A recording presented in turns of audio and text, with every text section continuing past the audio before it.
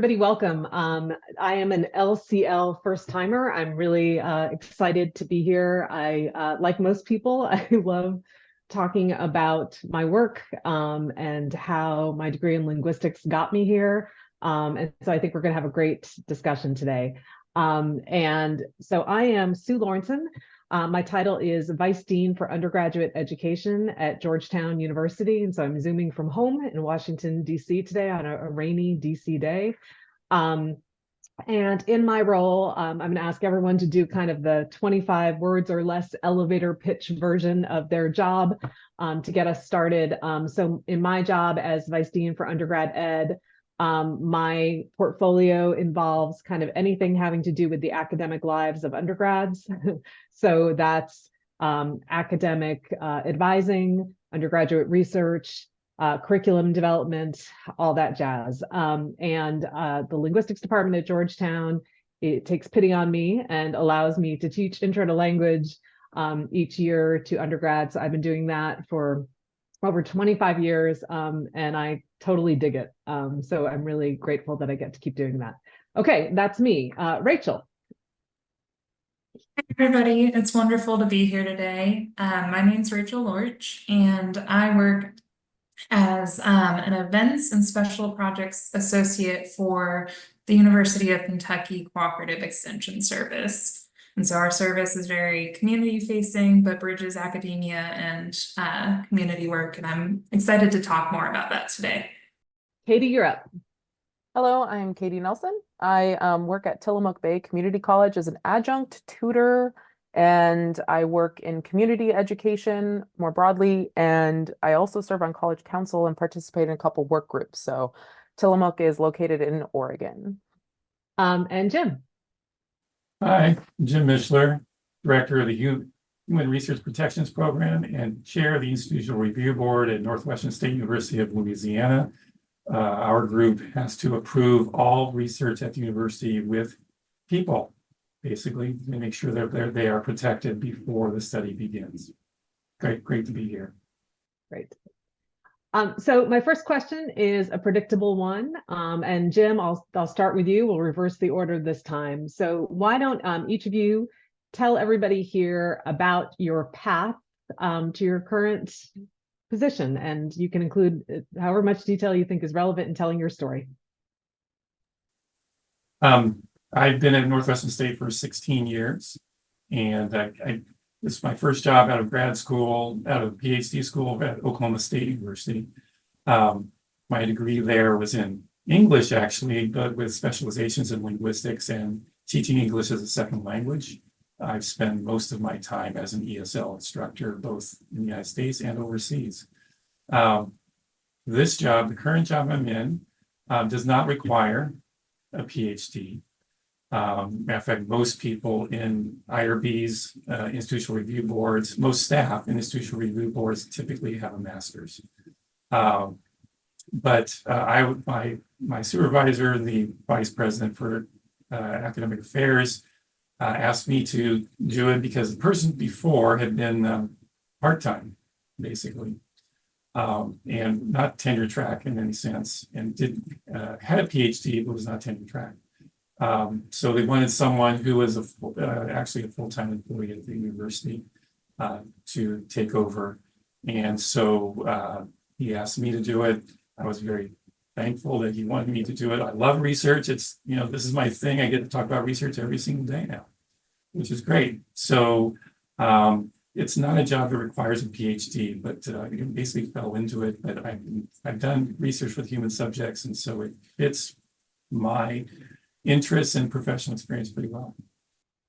And so, Jim, was the switch from the part-time to the full-time position because your institution was looking to up its research profile, or what led to that? I'd say research profile, and also I guess the administration felt that we need to spend more time on the IRB, that it wasn't getting the attention it needed with a part-time person. And so you still have a faculty appointment, right? Correct? I actually do. Yeah. So yes, I'm an associate professor, tenured associate professor at Northwestern State. I was asked to do this because the job I'm doing doesn't require what I'm doing. I could still do this even if I wasn't didn't have a PhD and wasn't on the faculty here. So my message to everyone is there are jobs at universities that, you know, would like a PhD but don't have one. A PhD person and don't require it, and they are jobs that fit the skills and knowledge of people who know research. All right. Katie, tell us a little bit about your path. So I ended up at the community college here because I was working online, and I moved to the area because my husband lives here and I married him. So I ended up moving locally here. I'm from Eugene, Springfield, Oregon, and I had been working online for a long time in various forms of like education and language and research, like that general intersection. And when I moved here, I needed a change. I wanted something in person. I needed to make an adjustment, and I saw that there was a local community college, and it is very small. It serves the local population. They have a majority of things are online, but I applied to be an adjunct. And they ended up hiring me as an adjunct. And then from there, some of these other opportunities came up. So I taught as an adjunct in writing instruction. So a reading writing class for people who aren't quite ready for that introductory like writing class that everybody takes when they go to school, you know. So I offered that. I taught that class, and then other opportunities opened up. I ended up applying for becoming a tutor in their learning lounge where we support math, sciences, writing. I'm primarily writing, but one of the things that's really nice is because of being a linguist, which is highly interdisciplinary, I've learned a lot about a lot of different subjects. So I'm able to offer to support in that. And I get to work with students and build them up and teach them computer skills, teach them writing skills, teach them math skills. So I get to do all of that. And then other classes kind of came my way, and I ended up being asked if I wanted to teach some community ESL courses. So I taught some at the community college, as well as one at a local employer where I worked directly at the site with the employees, supporting them in English language development. And I did a really, really, really quick look, so I didn't verify all of my stats, but about 25% of the population here is Spanish speaking. And about 8% in Oregon is Spanish speaking. So there's a much higher Hispanic Spanish speaking population locally. And so being able to serve that has been nice, and getting to use some of my linguistics ESL experience that way. And then I also kind of, again, being there, they're like, hey, do you want to serve on a work group? And, you know, and then I applied to be on college council and some other things like that. So I ended up here because I'm able to do all of these things because of my background in research and language and education. But I ended up at the community college because I moved here and I wanted to do something locally within the community that I'm in. Yeah, I can already see some themes emerging that will, like, you know, smart people being in the right place at the right time. People ask you to do stuff. So yeah. Oh, and I don't know if I mentioned this. I have a PhD in linguistics. I went to Rice University. I did language documentation and phonetics. So I have this wide sociology background. I have, you know, sociological, anthropological experience along with that linguistics. And that is one of the things that's been very helpful locally here, is that I can teach social sciences at that introductory level, and have been teaching some sociology classes, and will teach a 100 level psychology class as well, in addition to the writing. So having that wide background has allowed me to be able to serve a variety of populations, and I'm loving it because I love working with the students and seeing where they're going. So I feel like in about 20 minutes, we're going to find out that you also like take care of the grounds, and just the more you talk, like it's like Katie's doing everything at Tillamook. So anyway, thank you for that introduction. Rachel.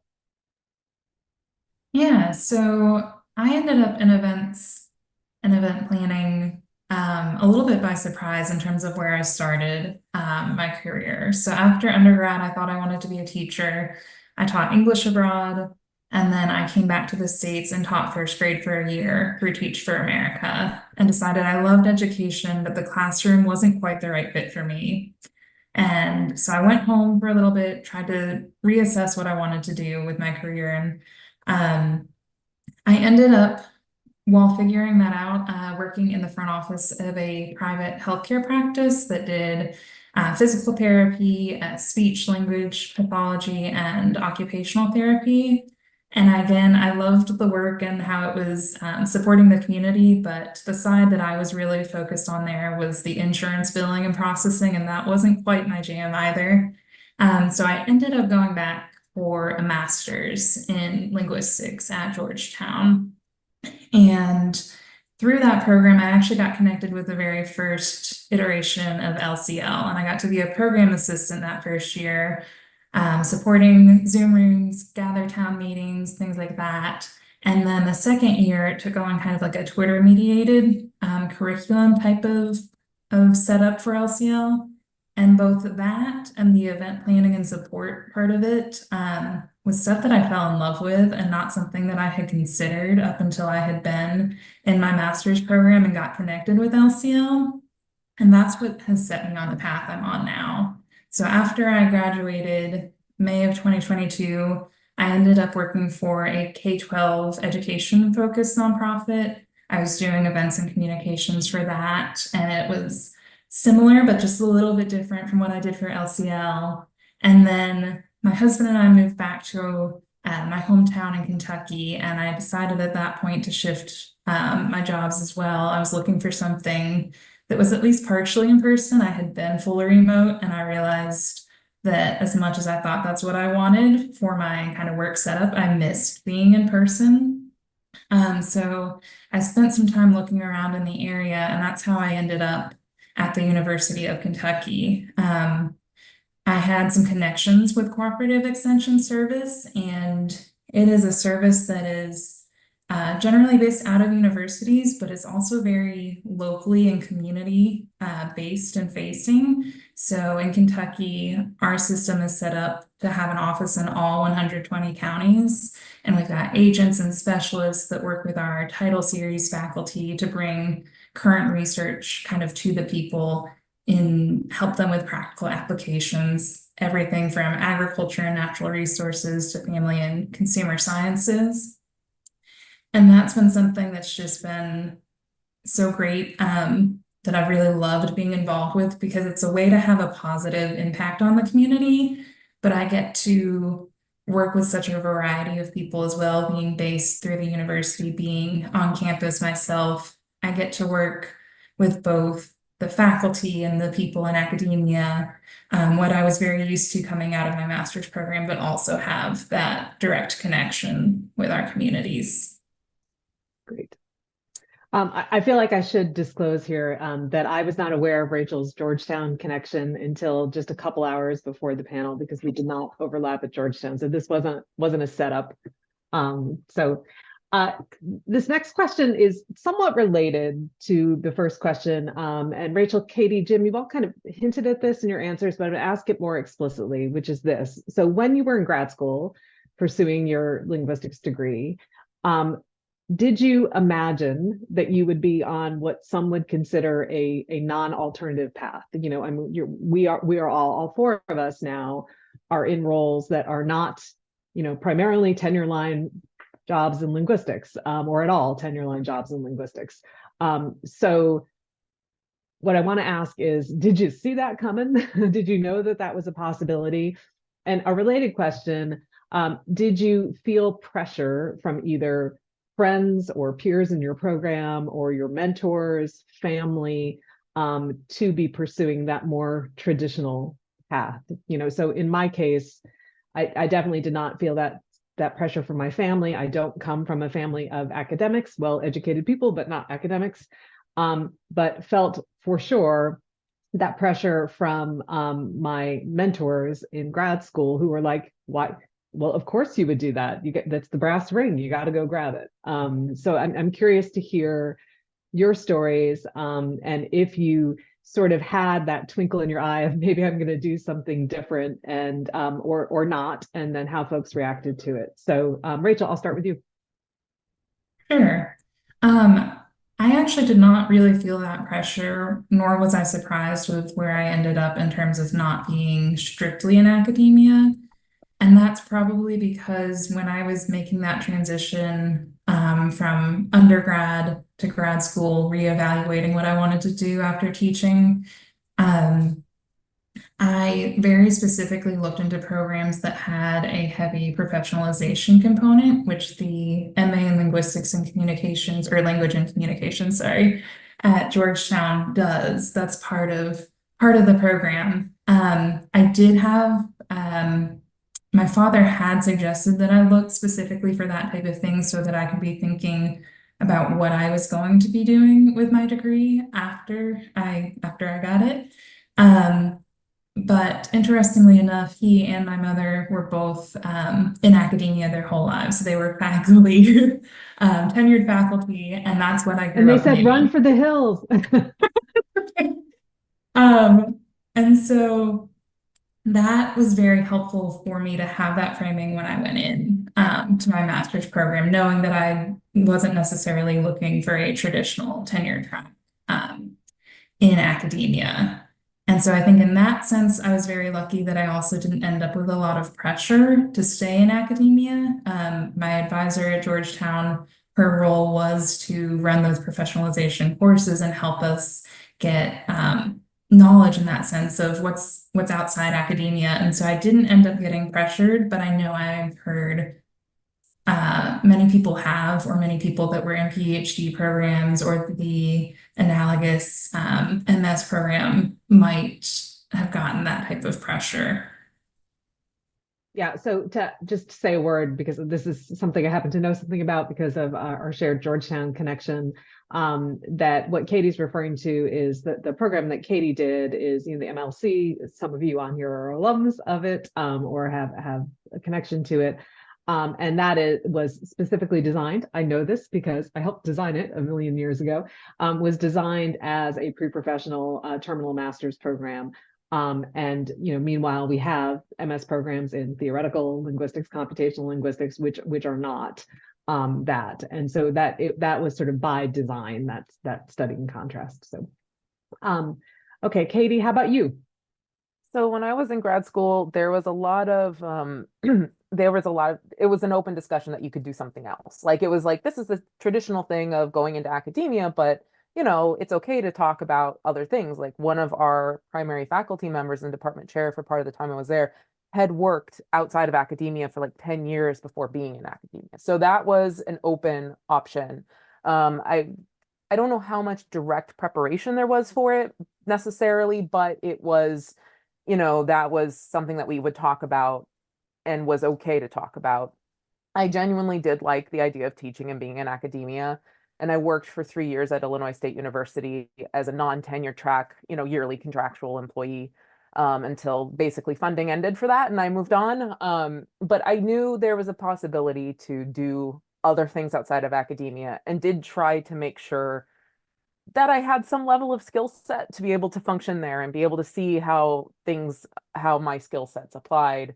But I genuinely was more looking to be an academic side, which is why I like the opportunity to teach. I enjoy working with students, but I do really like opportunities to do things related to it. So being in that educational realm where it's not that tenure track, but I still get to do education related topics is lovely. And the work I did prior to this, at that cross section of like research and language and education.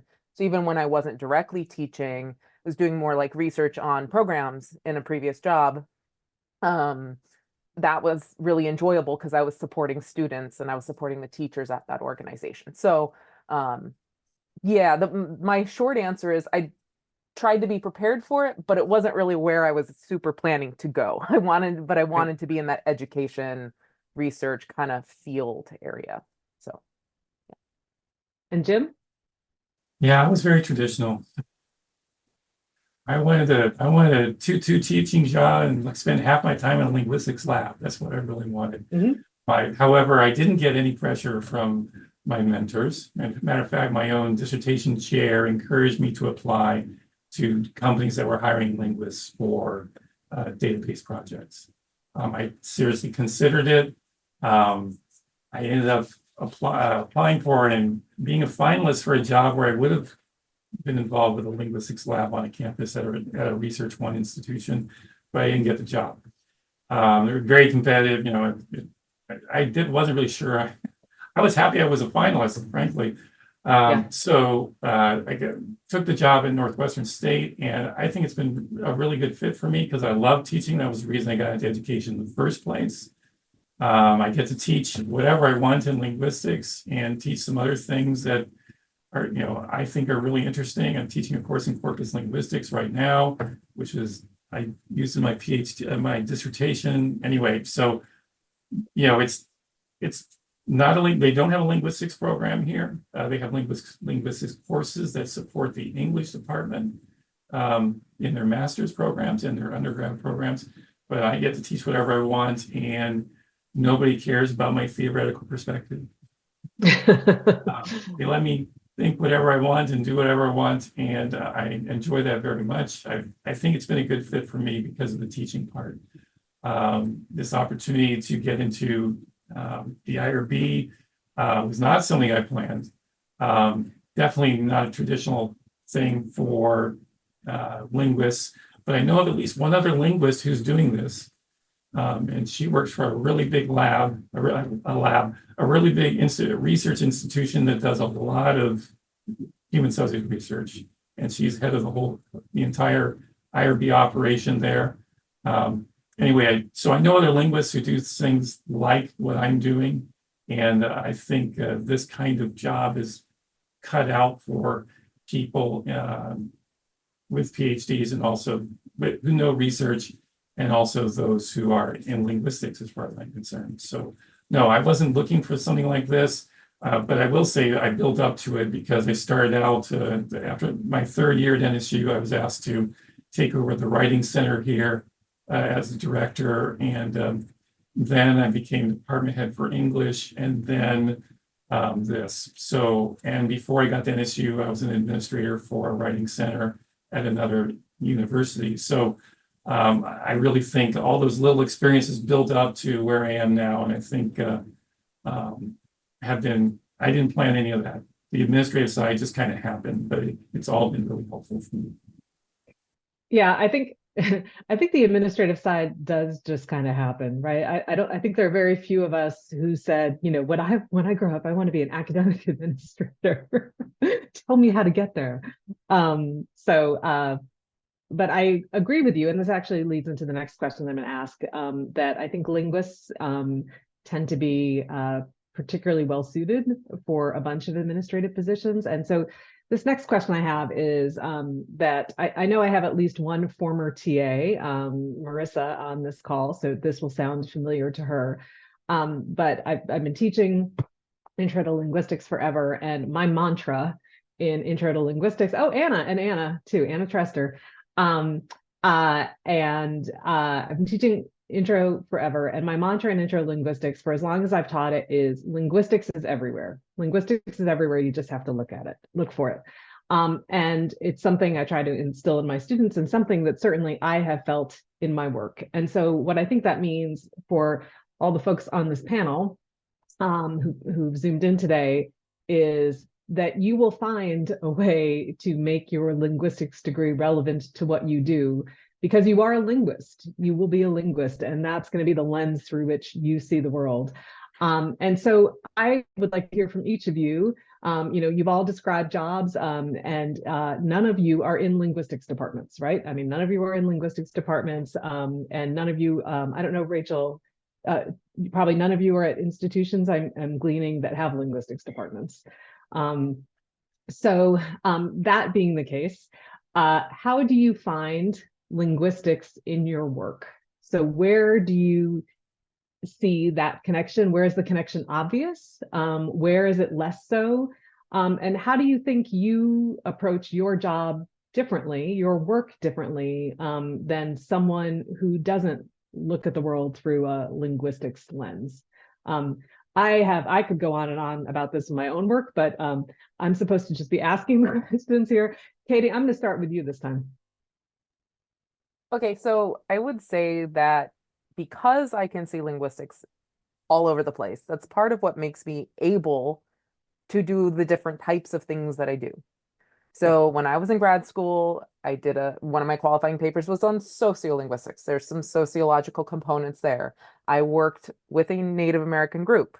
So I did work with some anthropological components. And so you can see how I took we think about how language is processed in the brain. So you can see how that knowledge allows me to be in those teaching those introductory social science courses at a community college that is a smaller rural institution where they could actually have somebody on site. They can find people, they're capable of it. They've been doing that for a long time, but sometimes they have to offer it online. They don't have a choice because the instructor they find is not local.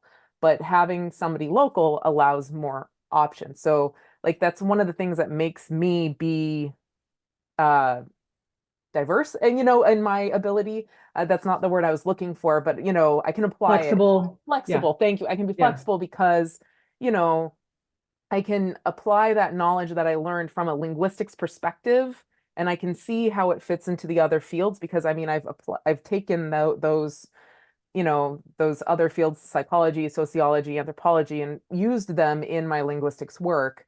On the other side of that, when I teach the introductory writing component, that writing class, I don't do linguistics per se, but it allows me to analyze my students' writing in a way that I can't speak for writing teachers at all, but like I feel like that allows me to analyze my students' writing in a different way.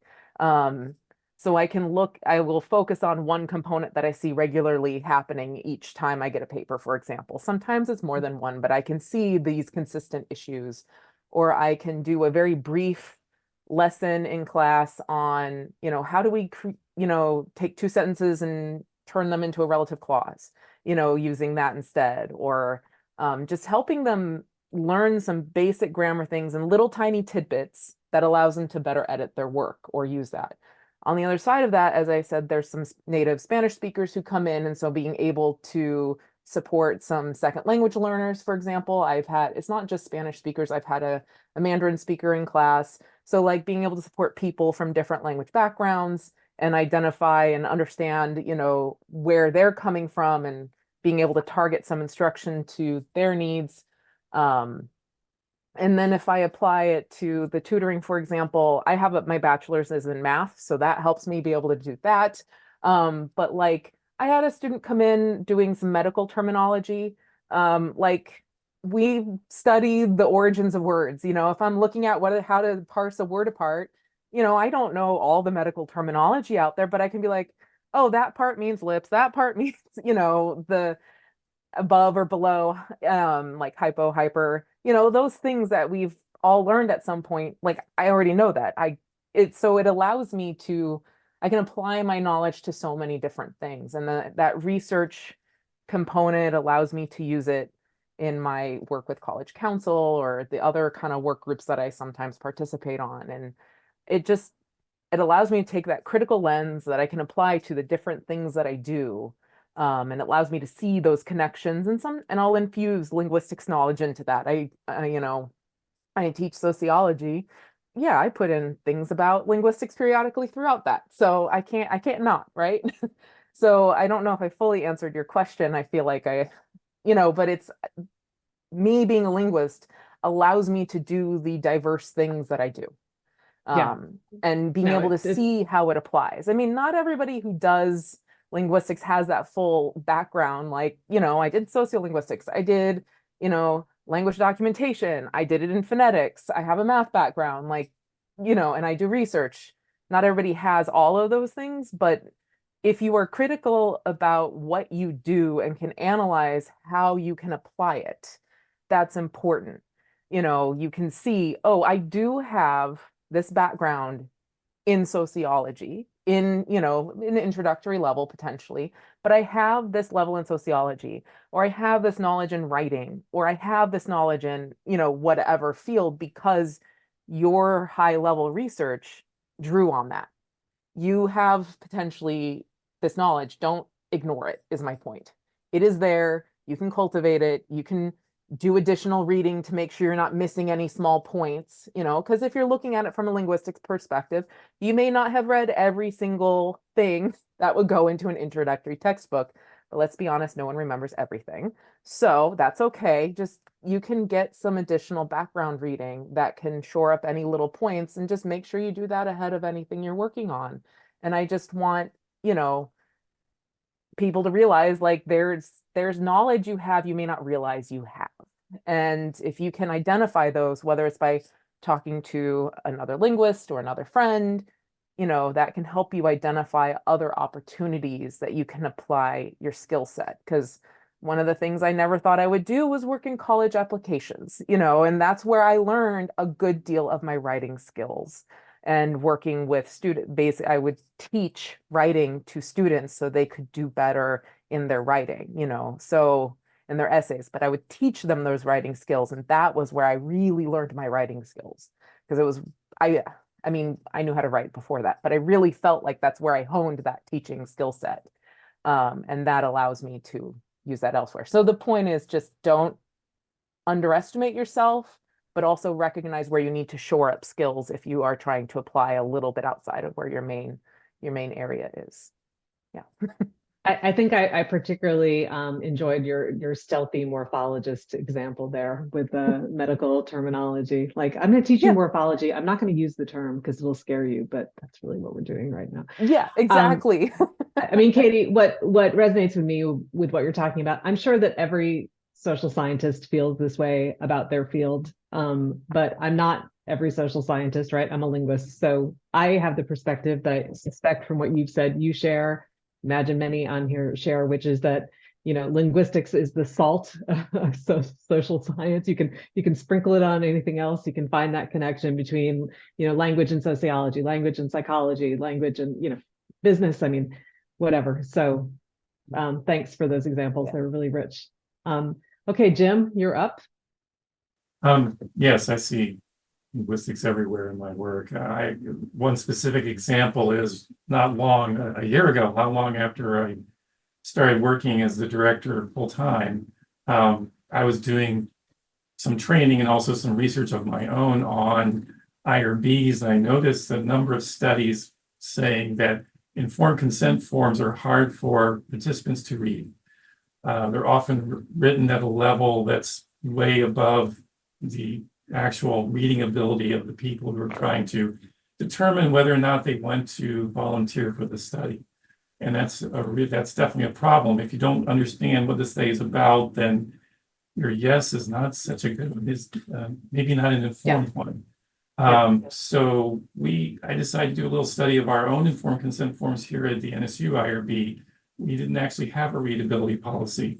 And some other IRBs do. So we randomly selected some informed consent forms, recent ones, and ran them through a readability checker, the Flesch-Kincaid reading ease calculator. This is all stuff I do in my ESL work. So I jumped on it because it was right up my alley. So and we found that all of them, all the informed consent forms that we checked were at least 10th grade high school level, regardless of the study population. So their informed consent forms were written at the college level that were going to sixth graders. So that's something we had to respond to and deal with. So we developed a policy, and for readability, the IRB members approved it. And we've been using that for over a year now. And we even have provided our researchers with a process for how to check their informed consent form for readability, to ensure that it's the right level for the study population. So that was just one example of many things that I've been able to do using my linguistics training to help the IRB do its work. That's great. It's a great example. Rachel. Yeah, so in the current role I'm in, I only joined Cooperative Extension at the end of January of this year. So I'm still very much learning my role and all of the facets of it and everybody that we reach through the work that we do. But something about a month or two ago that stuck out to me about how linguistics comes into our work actually came up when we had another university visiting us. They wanted to learn more about the extension model of work.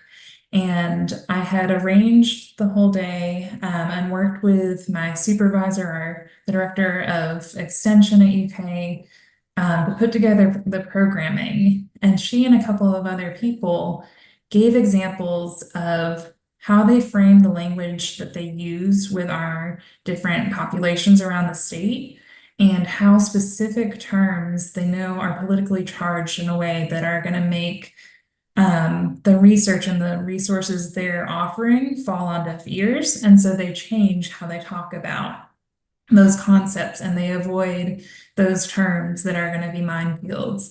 And that allows them to reach those populations and make a difference where they might not have been able to in the past. And that just stood out to me. I was like, here are people that don't have a background in linguistics. They most likely have their background in agriculture or in forestry or something completely seemingly unrelated. And yet, concepts that we studied, that I studied as a sociolinguist, have come up and already are part of their work. And so that's something I think sometimes it's easy if you're not a linguist or if you're still getting your degree. It can be hard to imagine the ways that those types of connections will arise. But like everybody else has said, linguistics really is everywhere. And I think if you just kind of look out for it, you'll find it. And given the types of work that we do when we're studying linguistics and the type of analysis that we learn, I think it's also something that if you just stop and apply those lenses, you can find in your work, no matter what you're doing. Yep, totally agree. So, my I'm now in this role that I've described as Vice Dean for Undergrad Ed, but my beginnings in this work were in academic advising. And I think that that's not something, as it happened, my first job in academic advising was advising linguistics and language majors, including our own Emily Pace. She was one of my undergrad advisees a million years ago. But that's not the specific connection I think of when I think about the linguistics lens and what I bring to work. So I can just give you, these are just a few examples from a long career of the linguistics lens for me. So one is that in the academic advising world, one thing that we do is look at student petitions, and we have an undergraduate language requirement. And so we would be before we had the robust academic resource center we have now, we would be in the business of having to try to interpret the results of educational testing with regard to students' ability to complete the language requirement. And so, of course, they're using terms like phonemic awareness. And I'm a phonologist, so I would find myself in the position of explaining to my colleagues like what that meant about the student's ability to complete the language requirement, why it was relevant, things like that. That's one example. Another example is that when we purchased, we, the university, purchased a new student information system, we had to program our degree audit, our academic analysis of degree progression. I did the coding. It was, someone had to do it. We didn't have anyone on staff to do it. It was, basic syntax. But I'm a nerd. I liked it. It was, Boolean operators and language and logic. It brought me back to my logic classes from grad school. And so, I saw that very much as, syntax and logic. That's, and clarity of language. So very much related to linguistics. Not too long ago, we had a retreat for all of our academic advisors. And a colleague and I who is not a linguist, but she had seen something about this idea at an academic advising conference, and we did a presentation on conversational style and about how conversational styles are an important consideration when you're talking to students. Are you a high involvement speaker? Are you a high considerateness speaker? How might that affect your advising relationships with students? So again, absolutely at the intersection of linguistics and advising. Rachel, I think about your example of just really language and problematic language. This is a slightly a sort of riff on that. Georgetown is a Catholic university. Our diplomas are in Latin. And so they are gendered by their very nature because of the grammatical structure of Latin. And so we wanted to think about how to take that reality of gendered Latin language, but to make the way that we described the diplomas and where we allowed students to choose which pronouns they wanted on their Latin diploma. How do we describe that in a way that would make sense to students and that would be inclusive? How should we give them the translation of the diploma in non-gendered language? So that was a project that I worked on. So these are, again, did I see any of these things coming? No, but once it's in your head, this way of thinking, you can't not think it. So I love this array of examples. So thank you very much. Okay, next question. Some of you have already answered this, but this is just, I guess, an opportunity to mention things that may not have already come up, which is what skills did you hone in graduate school, soft skills, hard skills that have particularly prepared you for your work? And beyond skills, what mindsets or attitudes do you think you developed in grad school that have made you better at your work? And Rachel, I'll start with you this time. There are a lot of different things that came through my grad program, both hard skills and soft skills and attitudes. One of the first things that comes to mind for me where I am doing so much event planning or some of the special projects that I've been pulled in so far have been different grant work and things like that. And I would say project management is something that I very much kind of picked up and honed while I was in grad school. So whether that was working on a term project, either individually or with a group, or working on my master's thesis, having to plan out a large scale, long-term project, think through the steps that would get me there on the way, do some backwards planning. I use that all the time when I'm doing event planning, whether it's just a 1-day 20-person meeting or a 3-day conference with hundreds of people. So that's one major thing. And I think that's something that probably would speak to just about everybody here. If you're going through a grad program or an undergrad program, you're going to hit something like that at some point. I think another thing that specifically came out of my master's with that kind of professionalization component to it was really thinking about what my skills were and how I could transfer them and figure out what I most wanted to do in my professional career. So as I said at the beginning, my path was a bit winding. I tried out a few different areas and finally now feel like I've landed in just the right place for where I'm at in my life. And I think a large part of that was going through those courses, thinking about informational interviews and how I can use that to help figure out what I want. But also knowing sometimes when unexpected things come up, whether it's change or, in one of my positions, I loved the work and I really loved the team, but over time, the fit just wasn't right. And I was working longer and longer hours and I just couldn't find the solutions to the issues I was facing. And I came back to my advisor and spoke with her and had a really helpful conversation about it's okay to move on and look for something else that may be a better fit. So just kind of that sense of keeping myself open and learning to change as what is around me changes, whether that's directly at work or in life outside of work, I think was something that I picked up that's been incredibly helpful as I navigate my career journey. Jim. Absolutely, learn a lot of skills. I would say at a basic level, of course, reading and writing at a graduate level has been great for my career because I am asked in all of my work, doesn't matter what I'm doing, IRB or faculty, I end up writing a lot. and definitely reports about the IRB for both the administration and for public consumption. We have to be very transparent about our work, being a program that's governed by federal law.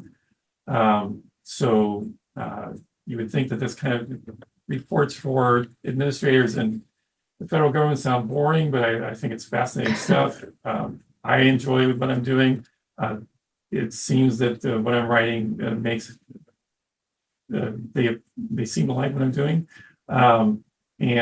So I get to do a lot of writing here. Yes, it's not necessarily writing for publication, but it's writing that is needed and that we need in order to do strategic planning for the IRB and for the university. So I find that that's been really useful. I think one other thing, more of a mindset issue, would be making connections between different ideas or different situations. Last year we had a study that was being done in another school. They wanted site approval to run the study at NSU as a site. As we were going through the review process on the proposal, I realized that part of the informed consent form was about women who might become pregnant. And that if they did become pregnant, they would have to drop out of the study because of the way the study was, the testing that the study was doing could potentially harm the fetus.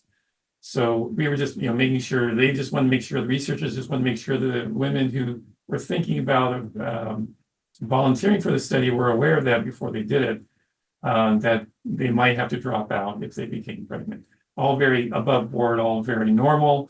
But this was just a few months after the Supreme Court decision, dropping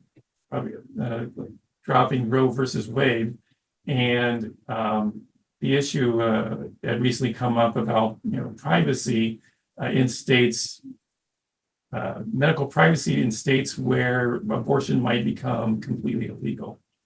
So I ended up recommending to the researchers that they need to, the study was already running, it had been running for a year before they got to us as a possible site. My recommendation to them was, it's fine to run the study here as a site, but you may have to deal with the possibility of deciding what to do with your records for people who don't actually participate in the study, but you have records on. Someone might try to get those records, subpoena them or whatever, and track those women down. And that would be a clear privacy violation under federal law. I just need the, so the state was approved, the site was approved, but they need to know about that ahead of time. And there was nothing in the literature or in the federal rules about any of this. It had only been a couple of months, but I realized during the review that one little paragraph in the informed consent form, its implications were completely different now, just 2 months after the Supreme Court decision. So that I really believe that kind of connection was something I was trained to find through my linguistics training. Yeah, Jim, that really resonates with me, that example, and the type of work that I do as an academic dean. The way I often describe how people are successful in the roles in my office is in terms of problem solving is the frame. But the 3 parts of problem solving is to see a problem coming, say this is a problem, and then to decide it's your problem to solve, and then to figure out what the solution of the problem is. And some people are good at parts of that, but maybe not good at all parts of it. But I think successful administrators are good at all 3 parts of that. And I think that much of that comes from, I don't know if it comes from linguistics training in particular, even though I do believe linguistics is the center of the universe. I don't know if I could say that's linguistics training in particular, but I do think that that's researcher training and grad school training. You've got to find the problem that's out there that no one else has figured out the solution to, and you got to decide it's your problem to solve and then propose the solution. Whatever your research, I mean, we call it a research question, but it's a problem. And just what those questions and answers look like are a little bit different when you're in an administrative role. But again, that really resonates. Katie. So I'm going to go off of that and say, like, the things that I was considering, and I second the stuff you guys have already talked about, but was critical analysis and deductive reasoning skills, which are basically what you guys are just talking about there. That you, through my PhD, I learned how to critically analyze things, how to hypothesize, like this might happen, this might happen, this might happen, the likelihood of this, the likelihood of that, and really predictive thinking, considering what might happen, deciding where there could be an opportunity or a risk or an issue or whatever it may be. I mean, and then when you think about like, when I'm planning a new class, I use a lot of that. I can decide what might be a good assignment. What will students do if I write this versus this? And especially hard right now. The best example I can think of at this very moment in time is like, I'm running a fully online class. So I don't have that in-person interaction where you can kind of like navigate some meaning of words and navigate different things. And so figuring out where some of those issues might be and adjusting and writing things based on what I think is going to be the most understandable to everybody. So that's just the immediate example. But, when consider the two examples both of you gave, where you're thinking about where might there be an issue, where might something go wrong. And I think that's something that we have to think through when we're trained in a graduate program. And especially, I think with my PhD, I really had to think through, okay, I only graduated in 2013, but when I was doing my work, it was before I could easily just get anything I wanted online, before I could easily bring anything with me. And so I had to really think, what books do I need with me when I'm there? What materials do I need with me when I'm there? And forecasting what might be a necessity, what can I purchase locally, what could be sent to me from a friend who has access to the databases or things like that. So it's that critical analysis and deductive reasoning skills that can really help you in any job and help you really, like I was saying, if you want to apply your skills somewhere, those same skill sets, can help you shore up any holes that you might see. Yeah. Because as you're starting to go through, you're like, that's a vocab word I don't know. Or do they use that vocab word, or is that defined the same way in this field as it is in linguistics?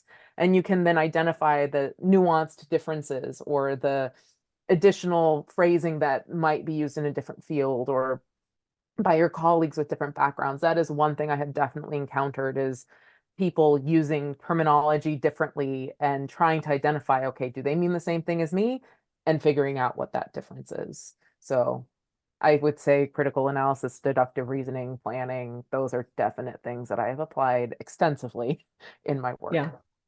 So this is great. I mean, I think we're definitely drawing out these themes. So to sum up, I think we're saying critical analysis, deductive reasoning, research skills, Rachel, project management, time management, and project management skills. So these research skills that you're all learning in grad school are pre-professional skills, they are transferable skills, they're applicable skills, and also linguistics is everywhere. So I think that's where we are so far. Oh, one thing I just wanted to add to what you're saying, all these things are there, but this goes to my comment about people having different phrasing for stuff, like understanding short-term and long-term project. I can't even remember the term right now, maybe Rachel will remember, but like there's these phrases that they use in project management and planning, and it's like, have you completed short-term and long-term projects? And it's like in grad school, we're like, wait, how does my work apply? It's like, I've done a paper for a class and I have done a large research project. Those are analogous things. And I'm forgetting the exact wording that you use in business or in other fields, but that's what I'm saying. Like, if you can understand that phrasing, that can make a big difference. So sorry for interrupting, but I wanted to throw that in there, that those are skill sets we directly have that we don't realize are what they're looking for if you're trying to find that application. We have about a little over 15 minutes left in the panels. I think I'm just going to queue up one more question. It's a little bit different type of question. And then I want to open it up to questions, which folks can either, I think someone will correct me if this is wrong. You can either throw questions in chat if you want to start queuing some of those up, or you can unmute yourself and just ask questions. So do want to leave a little bit of time for that. The last question is this. So, so much of linguistics career launch is for linguists who are thinking about careers outside of the academy. We are all linguists inside the academy, but in non-traditional or non-tenure line brass ring positions. So what do you see as both the challenges of that? I think we should talk about that a little bit. but also the benefits, because I at least really do see both. I hope others do too. So Rachel, let's start with you. Yeah, so I think I mentioned before that I grew up the daughter of two professors in tenure track positions, and that's what I knew. And I think for a while I didn't realize how much there was within academia that was outside of that type of role.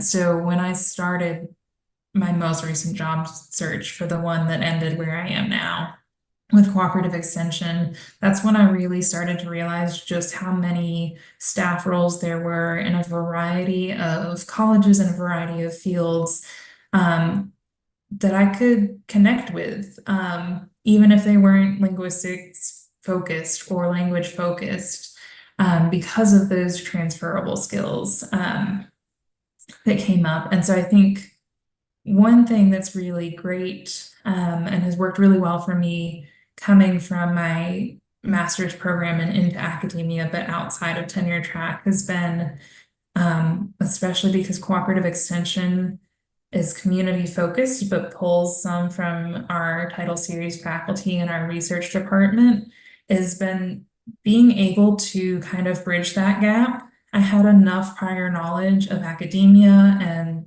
of working with faculty and tenure track roles, but also prior knowledge and experience working outside of academia, having worked for a nonprofit and in private healthcare and things like that.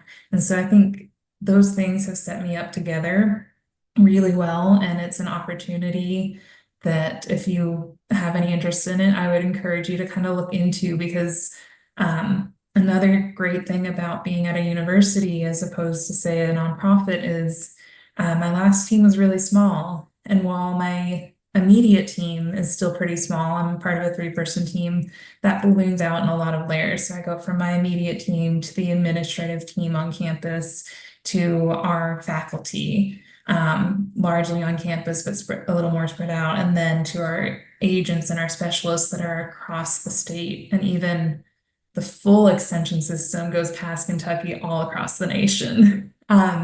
But that kind of bigger organization behind me, it can lead to a lot of obstacles. It can lead to red tape. It can regulations that can be frustrating to deal with. But personally, that's also helped me because it's given me some guidelines as I step into this new role, as I handle events and communications that are different from what I was handling at the nonprofit that I was at previously. It's given me a place to start, to know which vendors I can reach out to, which venues I can explore, which ones I can't, where our budget limitations are. All of that is more structured than what I had in my previous role.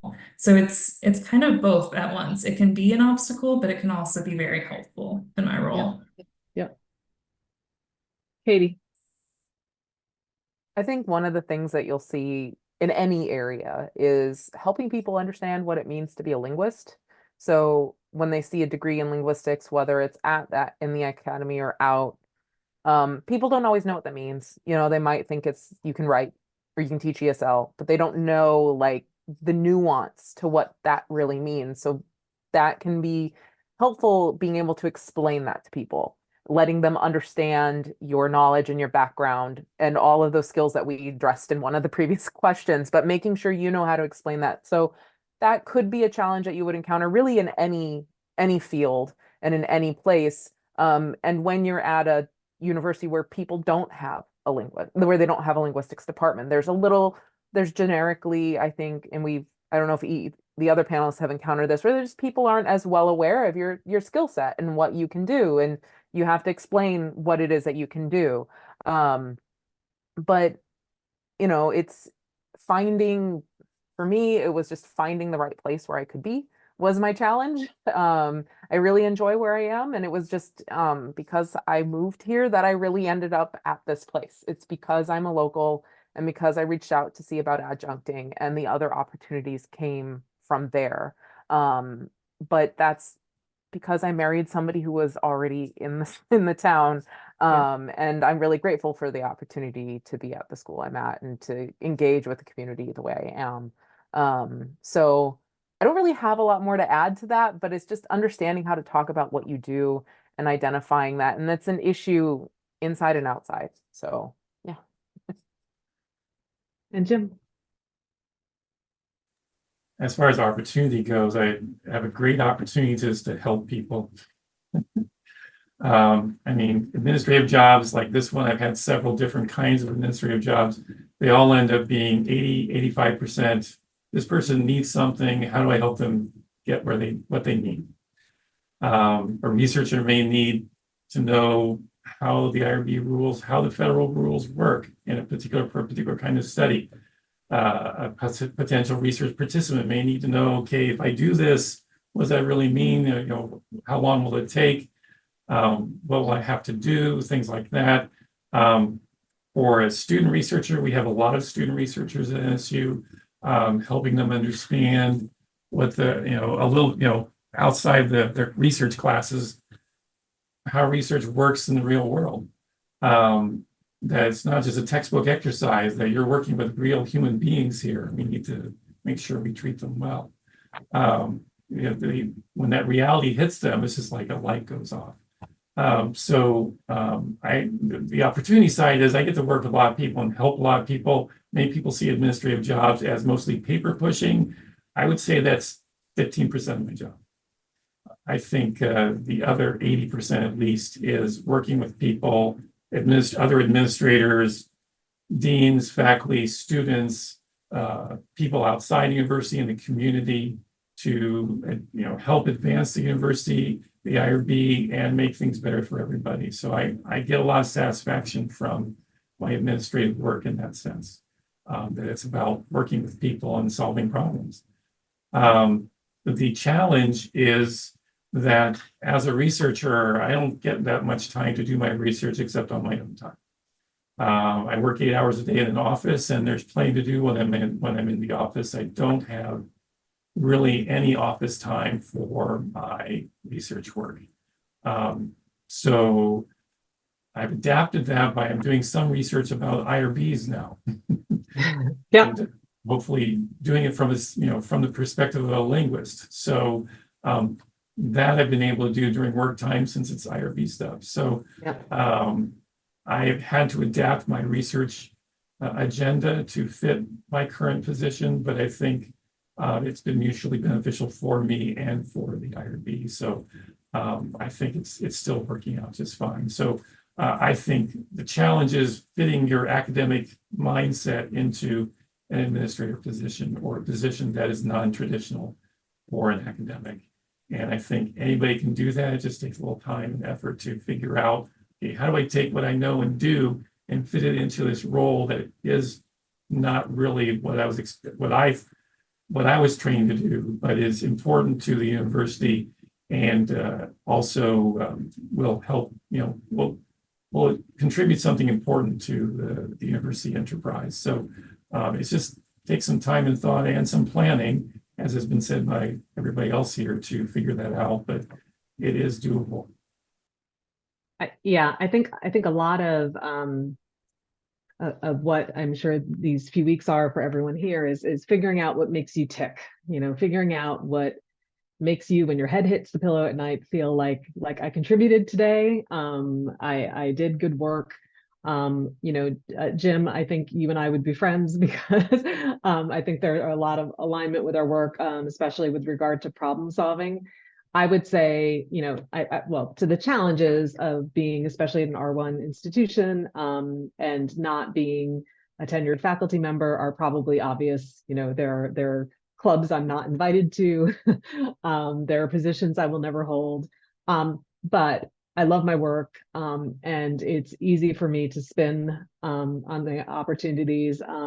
I think that if you are fundamentally a problem solver, there is no shortage of problems at the university, and they change all the time, which means that my work is very dynamic. It can be very creative and very entrepreneurial as I try to come up with, as my team tries to come up with solutions to problems. As you all have noted, very collaborative. And what that means is that if I need backup on something, if I need help with something, my group is not just my department. It's people in in IRB, and people in our teaching and learning center, and people in other dean's offices, and people in the provost's office. I've got this whole work family that I can be my fellow problem solvers.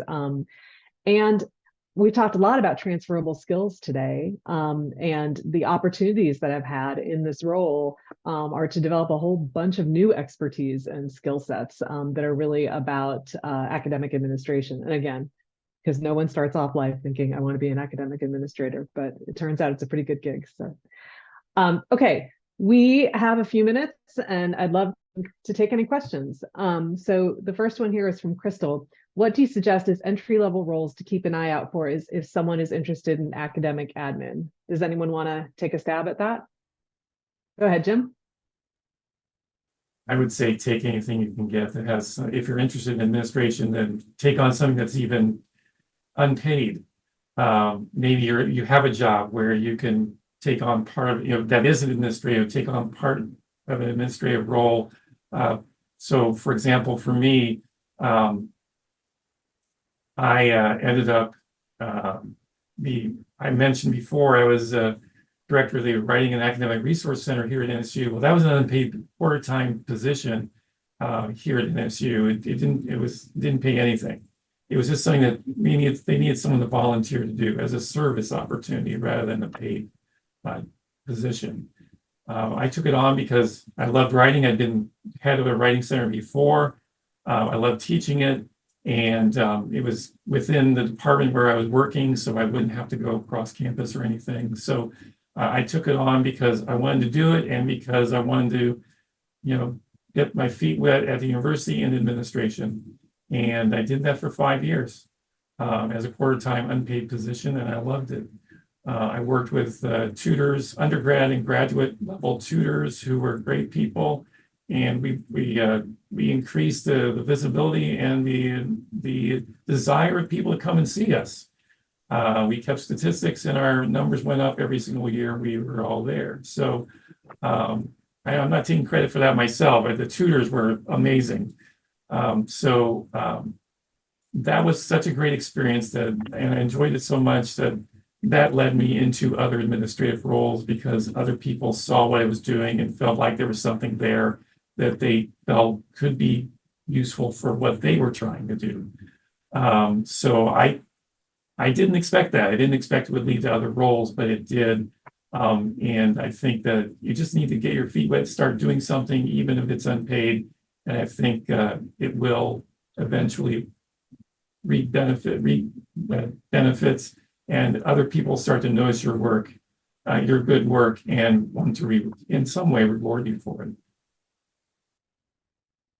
So Crystal, I have a couple ideas. And of course, for the group here, I would say some of it would depend on your particular interests and your particular skill sets, your language skill sets, if you have data analysis skill sets, but you might look at a program coordinator position, a program coordinator for a center or a graduate program, an academic program. Those often are sort of a mix of curriculum planning, care and feeding of faculty, student advising, and ways to really sort of get to know how a program works. So that's one idea.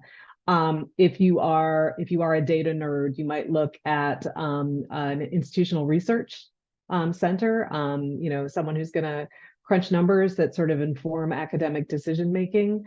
If you have a particular interest in or a background in curriculum development, you might look at a school's teaching and learning center. If you have, again, a language skill set or overseas study experience, you might look to an institution's overseas study office, or if it's not the same, the office that supports international students. So these are just some ideas. University presses are another idea, although those are changing rapidly. Katie. I was going to add one of the things to consider in all of this, and I know I will say I neglected this in my search, is don't forget about community colleges. They may not have all of the same things, but they have a lot of need, and they might be in communities that you wouldn't think to look. Like, there isn't a university where I am, but there's a community college. So don't forget to look at them. Sometimes they'll post in like on the higher ed job boards. Sometimes you really do have to look at their website. So if you know a community you want to be in, don't forget to look there. There are also a lot of opportunities. They're not going to have an IRB situation or something like that. But if you want to look for something that's only at like a four-year university, you're going to have to look at there. But there's a lot of opportunity at community colleges too. So I just wanted to add that. And I think, Katie, this sort of like bookending a little bit, but sort of where you started and where you end. I mean, I think you're such a great example of how, you can, if you find yourself in an institution, especially an institution that maybe isn't really well resourced, it really can be, if you look at it, if that's your mindset, an opportunity to get involved in lots of different things, because they will be grateful for your skill set and your work. Small communities are always looking for people, and they're resourceful and they will always find somebody, but having somebody local can be really helpful because my background isn't showing, our backgrounds doesn't just show up everywhere.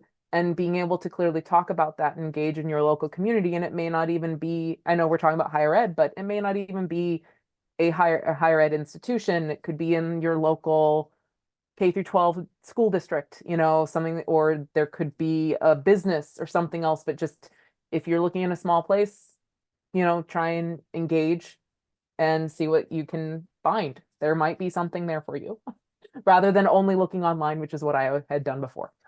Yeah. All right. Well, I hope if you do have questions, I know Emily threw our contact information in here. Please follow up with any one of us. I'm sure, by virtue of being here today, we can assume that everyone is open to answering questions and being a resource for you. And enjoy the rest of your day. Great job, LCL folks. Thank you.